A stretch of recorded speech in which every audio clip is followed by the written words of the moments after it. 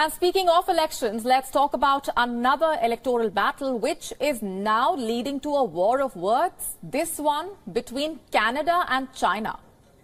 In Canada, a local broadcaster, Global News, has reported that Beijing funded a clandestine network of candidates in a recent ballot.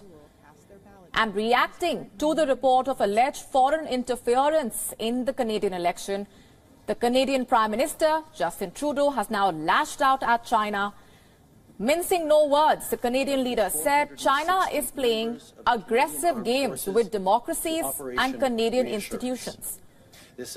I'm quoting from his statement to reporters.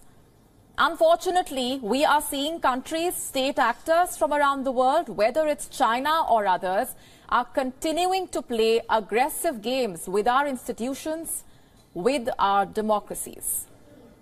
And while citing unnamed sources, Global News said intelligence officials told the Trudeau government China was seeking to influence or subvert its democratic process. The report alleges Beijing directed transfers of funds through an Ontario lawmaker and others to at least 11 federal election candidates and Chinese operatives who worked as their campaign staffers. It also says Beijing sought to place agents in the offices of members of parliament in order to influence policy. Now, China is clearly not happy with Justin Trudeau's comments. China has urged Canada to stop comments that hurt ties. A foreign ministry spokesman said Canada should stop making remarks that hurt relations with China. Listen in. State-to-state relations can only be built on mutual respect, equality, and mutual benefit. China-Canada relations are no exception. Canada should stop making remarks that hurt China-Canada relations. China has no interest in Canada's internal affairs.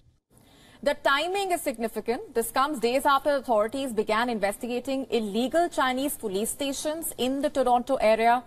China has denied accusations of illegal activity, saying that the locations simply offer services like driver's license renewals to the Chinese nationals abroad.